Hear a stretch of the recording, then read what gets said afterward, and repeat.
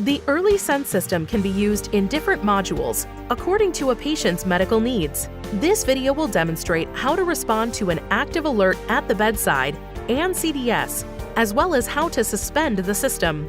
For additional information on how to operate the EarlySense system, please refer to the relevant user guide provided upon installation or online at earlysense.com. Since different patients have different medical conditions, each feature of the EarlySense system can be turned on or off or individualized at any given time per your facility's clinical policy. Reminder, you will need to unlock the touchscreen by hitting the lock in the top left-hand corner.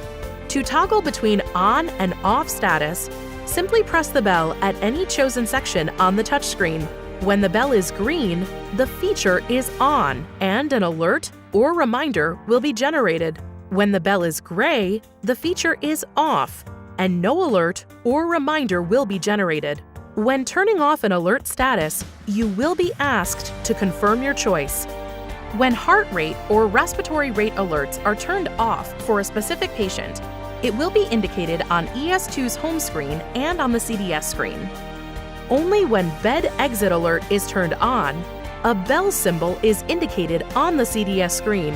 Only when the patient turn reminder is on, a counter will appear on the CDS screen. When a clinical alert is active, it will be indicated on the CDS or remote view device, mobile device, and on the ES2 by a red alert message on the touchscreen, while its indicating lights will flash red. You can respond to the alert by pressing OK on the touchscreen.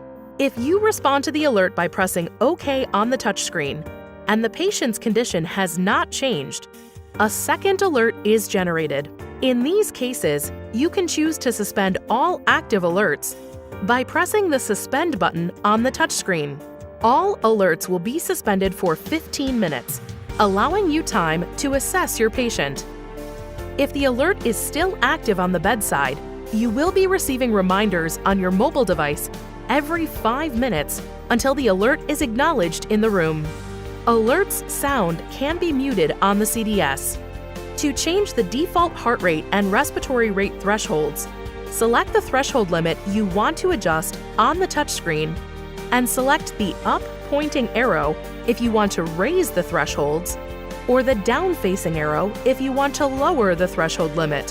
When you reach the desired threshold limit for the patient, simply touch the new threshold number or wait. If a threshold is different than the default value, a red frame will highlight the new threshold on the bedside unit, and the defined threshold will appear next to the relevant vital signs' current value on the CDS.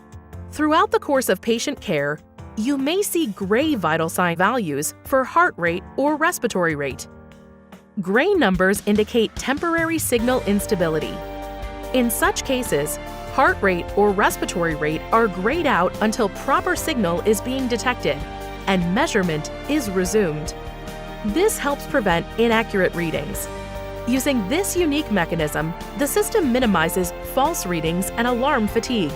Potential causes for graying out are excessive talking, eating while in bed, longer duration of patient movement, irregular heart rate or respiratory rate, such as periodic breathing, arrhythmia, etc.